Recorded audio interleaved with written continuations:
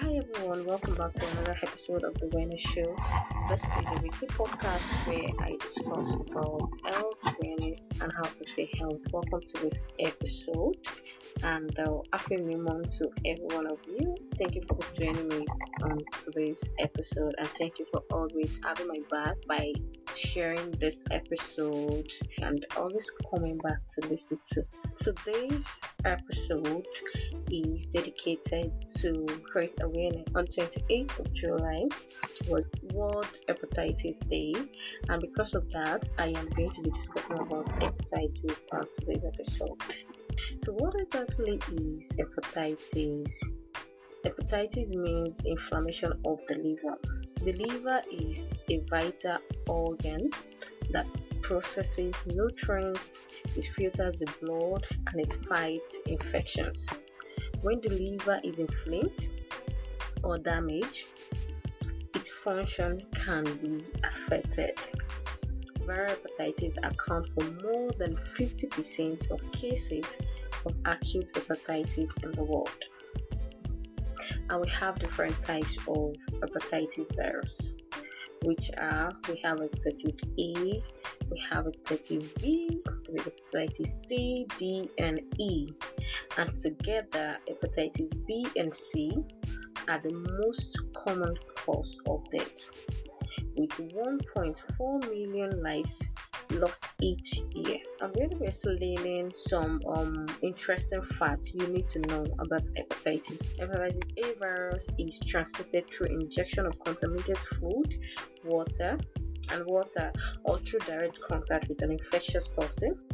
Unlike B and C, hepatitis A does not cause chronic liver disease, and the risk of hepatitis A infection is associated with lack of safe water and poor sanitation with poor hygiene. High level of infection occurs in low and middle income countries with poor sanitary condition and hygienic practice. For hepatitis B, it is potentially life-threatening liver infection, which is caused by hepatitis B virus, and it's a major global health problem.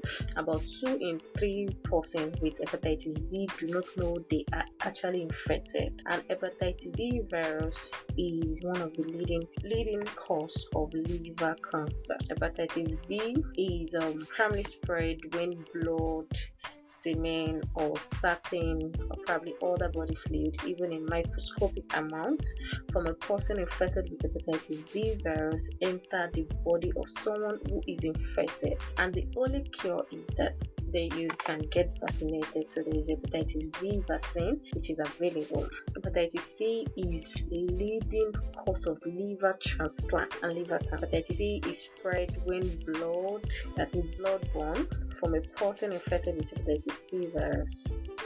So, and there is actually no vaccine available for hepatitis C. I'll move straight to hepatitis D virus, which is a virus that requires hepatitis B virus for its multiplication.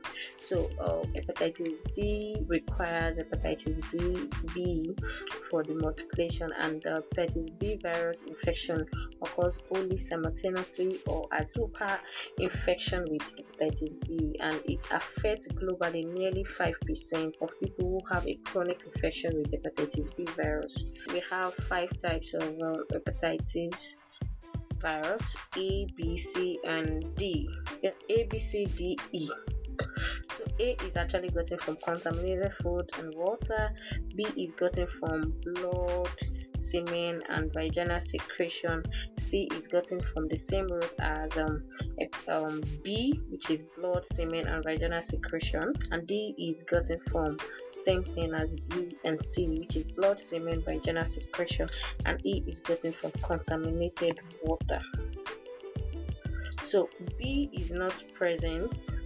If B is not present, D cannot multiply, and B can be responsible for liver cancer. BCD can lead to long-term infection. A and E are usually not long-lasting, and there is vaccine now for type A and B. No vaccine yet for C, D, and E. So, what are the things that you can do to prevent hepatitis? The first thing is that you have to vaccinate yourself against hepatitis B and A. And then B requires 3 doses, so you have to take 3 doses. There's a range to that. The first dose you take it in. I actually don't really can give answer to that, but there is month interval, days interval. Take the first, second, and third dose, and it's quite expensive. I guess it's quite expensive.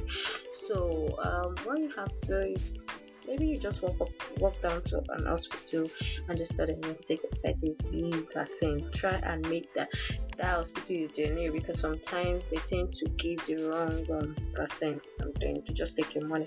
So the second prevention is that don't share your toothbrush with anybody, and at least change your toothbrush every 3 months. What I want you to do is that kindly subscribe to my podcast and also help me share, but it's just on a neutral ground. If you don't feel like doing that, it's fine, but if you want to help me and also support me in a little way, I would love you to share this episode of the podcast with your friends. Let them also come and listen to it. I would really appreciate that.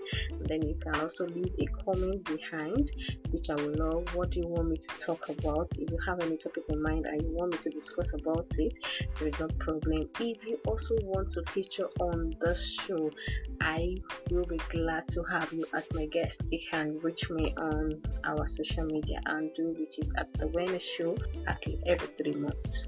And then practice safe sex. Wash your hands often. Wash food item properly.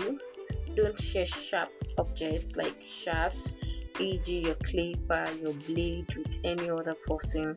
Drink clean treated water from trusted sources. So before the vaccination, you should get tested for hepatitis B, mostly hepatitis B, because 1/3 of the world population have been infected with it, and that's 1 out of 3 people, and it might lead to liver cancer if untreated. But the problem is that sometimes you don't even get to know that someone has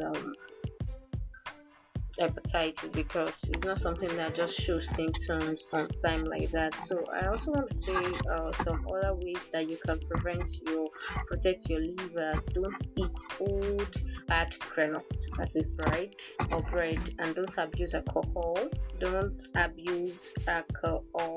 Lose weight if you are obese. So for those that are obese, try and lose weight. Vaccinate against hepatitis B. Stop sharing your sharp objects or toothbrushes. Abstain or have safe sex. Stop smoking. Don't misuse medication. For those that misuse medication in a way, by some people, they can't do without taking paracetamol. Like, they can't just do without chewing paracetamol or swallowing paracetamol. So you have to be very careful. You can also detoxify naturally with medicinal food periodically.